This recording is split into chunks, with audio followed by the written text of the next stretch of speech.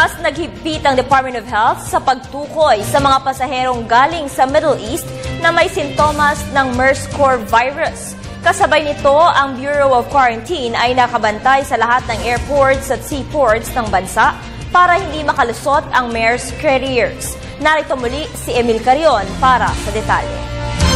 Lalo pang pinalakas ng DOH o Department of Health ang contact tracing sa 440 na pasahero ng Etihad Airways Flight 424 na lumapag Abril 15 sa Ninoy Aquino International Airport.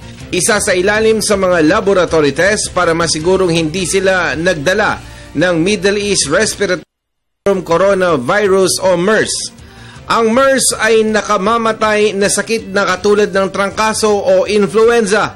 Kabilang sa simptomas ang mataas na lagnat, pag-ubo at ang diarrhea. Isa sa mga pasahero, isang nurse na nakasama ng isang Filipina nurse na namatay sa MERS virus ay sumailalim sa quarantine, nagnegatibo at pinauwi na. Sa kasalukuyan, ang 373 na pasahero ay tinututukan pa rin ng pamahalaan. Ang 173 dito ay iniugnay sa tulong ng Philippine National Police. We started processing the samples nung Thursday pa. When the samples came here at 2 o'clock from Bicol. So the samples were processed and the results were immediately released. So, but there are only 13 samples then. Now we have more than 13 actually being tested in the laboratories on a daily basis. So a total of how many now? Total of 198, Edel says, but these are not all passengers. Some are contacts of passengers.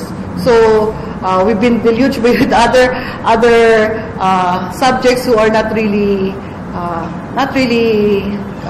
passengers in the plane, but they include some other contacts. We just focus on the passengers for now because that's the marching order of the president. We have to make sure that all the passengers on that plane have been contacted and have samples submitted for testing. Ang mga kasong kaugnay sa MERS ay itinatala sa National Epidemiology Center. Ito ay ang nagkukumpirma sa diagnosis. 41 na ang sumailalim sa check-up, 27 ang nagnegatibo at 14 ang nakakonfine pa rin sa Research Institute.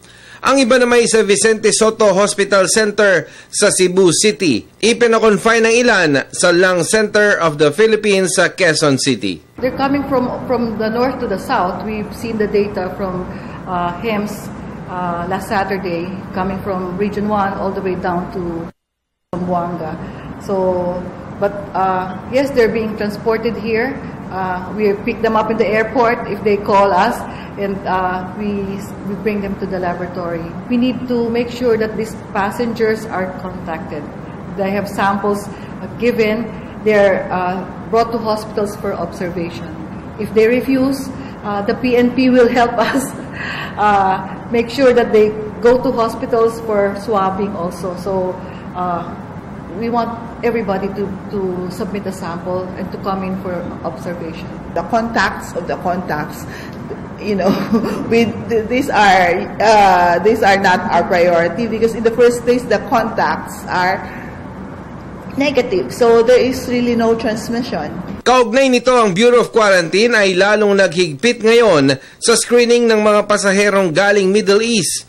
Lubos na ipinagbabawal ang pagkakaroon ng ugnayan sa mga nagpapamalas ng mga simptomas na kahalintulad ng trangkaso. Importante rito ang paghugas ng kamay at kapag may simptomas nagpakita sa loob ng 14 na araw ay kailangang i-report kaagad ito sa isang government hospital. Incumbent on them to report to any DOH hospital or to any DOH facility if they present with symptoms within 14 days coming home from the Middle East.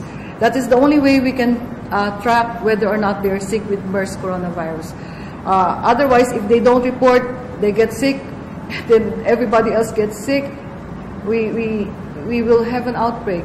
So really, those coming from Middle East, please report to the DOH or any hospital facility if you're sick within 14 days from arrival. Kasama si Freddy Abando, ako si Emil Carion.